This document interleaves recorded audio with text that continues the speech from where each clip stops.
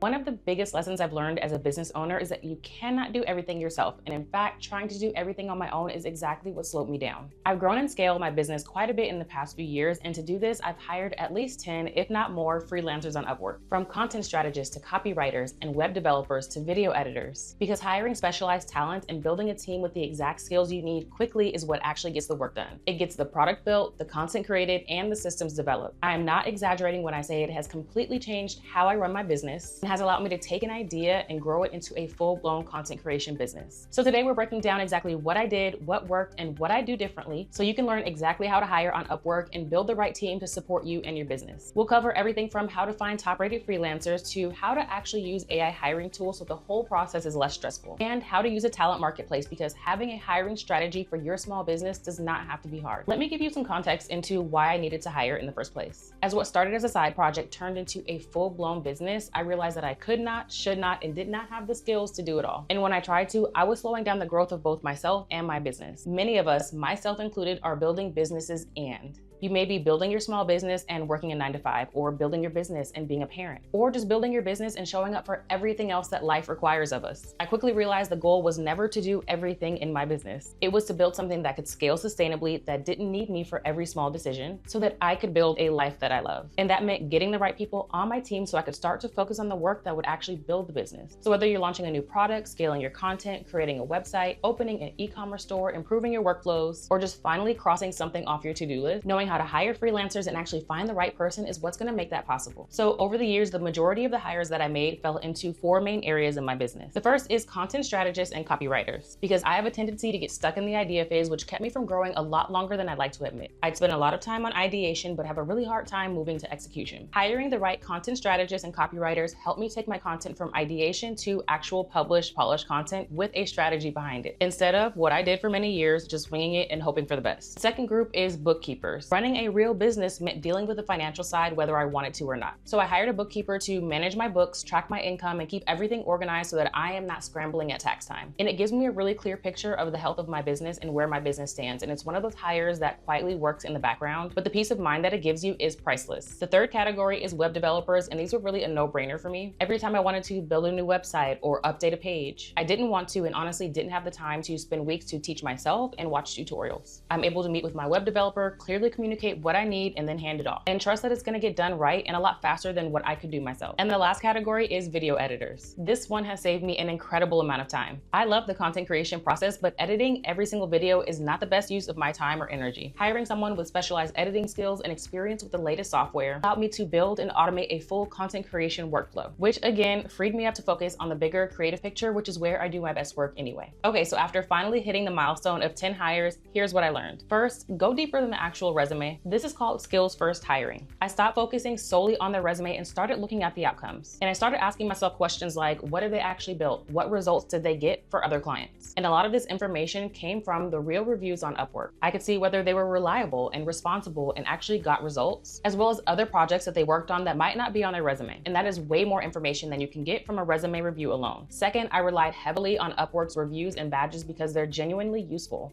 I rely heavily on the top-rated and expert-vetted badges when I'm hiring for freelancers because this tells me that they've actually done good work before. And beyond the badges and the star ratings, I take the time to really go deep and read through the reviews. So much of what you need to know is in the words that people use to describe working with a freelancer. Is this person communicative? Do they deliver on time? Do they go above and beyond? So much of that information is actually in the reviews if you take the time to read through them. Next is that flexibility is a strength. The majority of my contracts were short-term efforts. I wasn't ready to, and you don't have to commit to long-term contracts right away. Most recently, I started using small test projects to see how someone actually works before committing to the hire. And surprisingly, most of these short-term hires actually turn into long-term relationships. But I was thankful we took the time to test and see how well we work together first. Next, communication and documentation are everything. I always had the best experience when I took the time to be extremely upfront.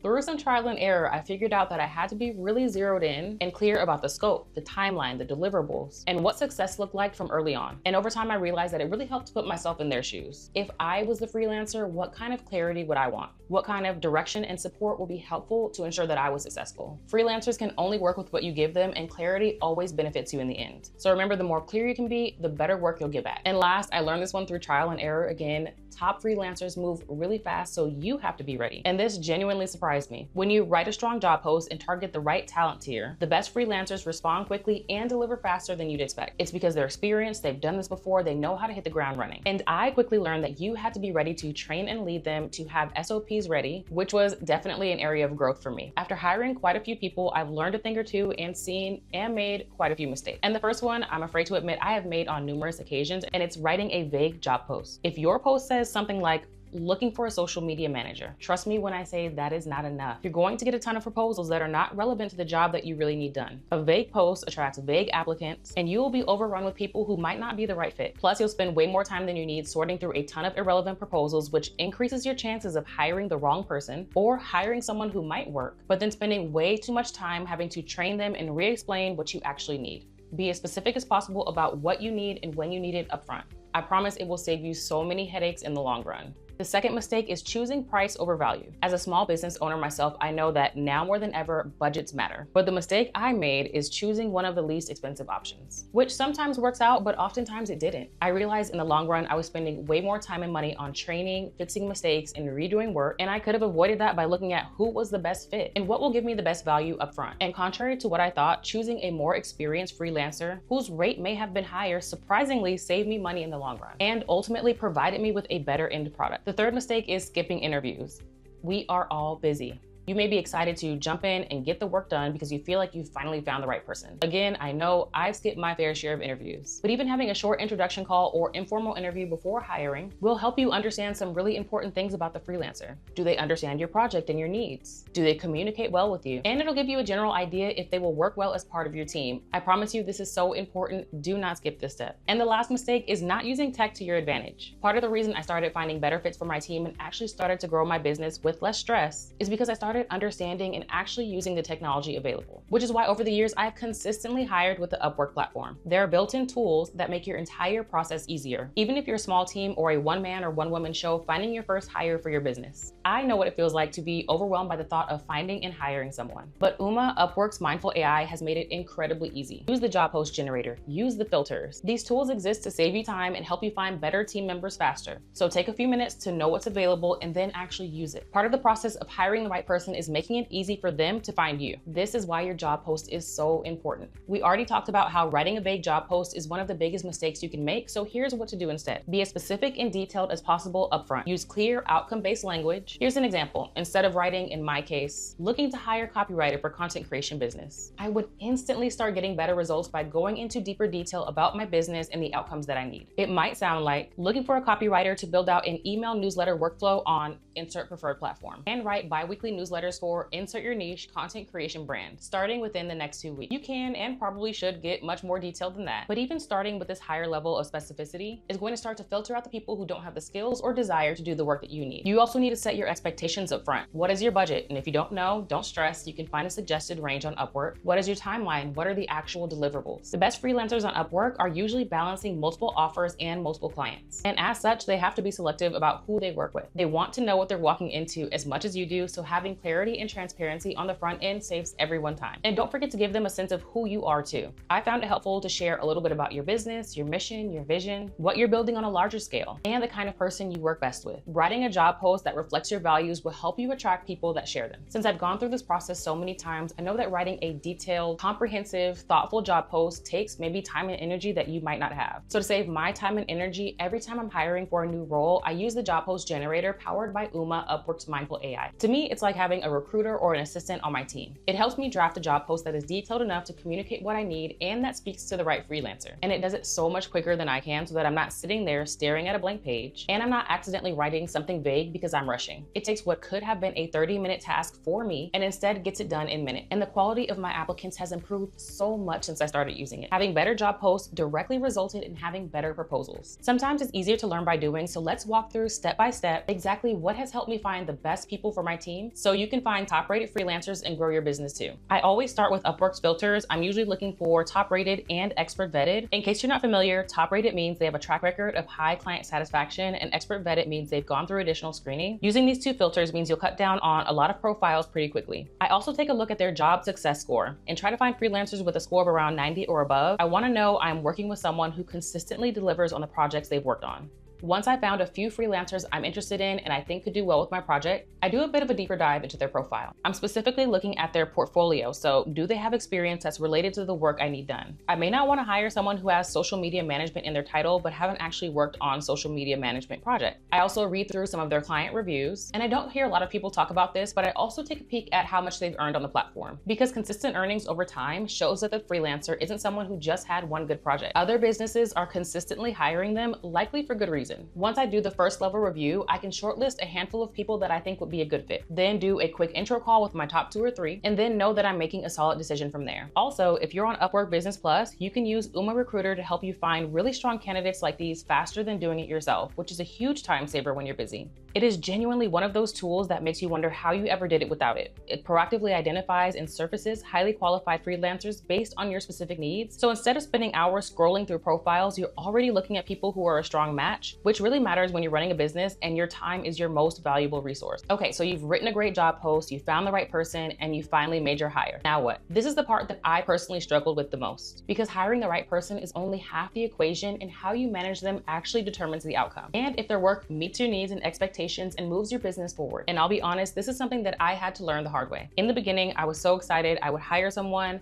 hand off the work, and then stress when things weren't going the way that I imagined. The missing piece was almost always frequent and clear communication from my end. So here's what I do now that's made a huge difference. I always start with a really quick kickoff call, which is really important because I'm hiring remote talent. Even just 20 or 30 minutes before any work begins to align on scope, answer any questions they have, and genuinely make sure we are on the same page. And now I've noticed that if I don't initiate the call, the freelancer is usually the one that requests it, because remember, they want to do work that meets your needs. I also do this in Upwork, which is really helpful because it keeps all of your communication and freelancer management in one place. They have built-in video and messaging tools that make it really easy to set up and schedule a call, send a quick message, and nothing gets lost. I also break the work into milestones, which is especially helpful when the work is project-based as opposed to an ongoing task. Milestones have been so helpful for me and the freelancer because instead of handing off one big project and then checking back in at the end, I tend to set smaller checkpoints along the way, which naturally prompt me to check on progress. Then I can review, give feedback, and course correct early if something isn't right, before we've gone too far in the wrong direction. And speaking of feedback, I've learned that you need to give it early and give it often, and this is something that I wish someone had told me sooner. Freelancers are not mind readers, even if you hire the best talent.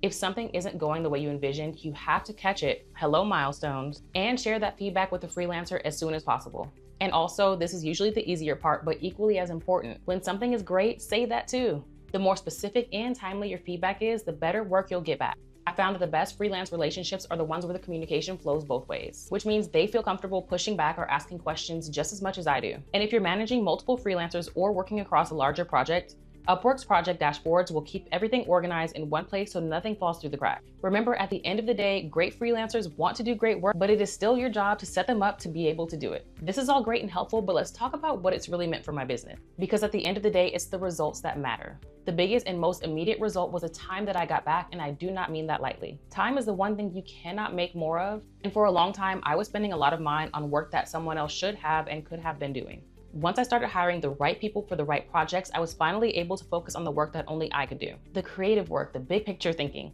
the parts of my business that light me up, and really the reason that I started the business in the first place. Beyond that, things started actually moving faster. For example, my newsletter finally launched and actually functioned the way that I needed it to without me having to do everything. Projects that had been sitting on my to-do list for months finally got done and got done well. The landing page I needed to launch my product was finally built, and they were all done with a level of skill and at a pace that I absolutely could not have done on my own. And one of the things I didn't expect, some of my best business relationships started as a single freelance project on Upwork. What began as I just need help with this one thing turned into an ongoing partnership because trust was built, the communication was good, and the results spoke for themselves. My copywriter is a perfect example of that. What started as a project just for my newsletter turned into a long-term collaboration. It eventually helped me launch a course and grow my business in ways that I hadn't even expected yet. And I have freelancers that I initially hired for short-term projects that turned into longer-term work, and people that I would return to again and again. So here's what I need you to walk away with from all of this, especially if you're a small to medium-sized business owner. You do not have to do everything yourself. You were never supposed to. Building the right team around you is one of the most powerful ways you can get to where you want to be in business. And you can absolutely do this by focusing on skills over resumes, understanding what you need and being able to clearly communicate that in your job post, using the tools that are available to you like Uma, Upwork's Mindful AI, using the job post generator and the filters because they exist to make your work easier. And last, don't think of freelancers as just a one-time transaction. Even for project-based work, Show up as a good communicator, give great feedback, and build real partnerships because the return on these habits will genuinely surprise you. So if you're ready to get started, head to Upwork to find the right people so you can finally focus on the right thing. And drop a comment to let me know, what role are you thinking about hiring for first? I'd love to hear where you are in your business journey. If this was helpful, subscribe to Upwork's channel. There's a lot more coming and you don't want to miss it.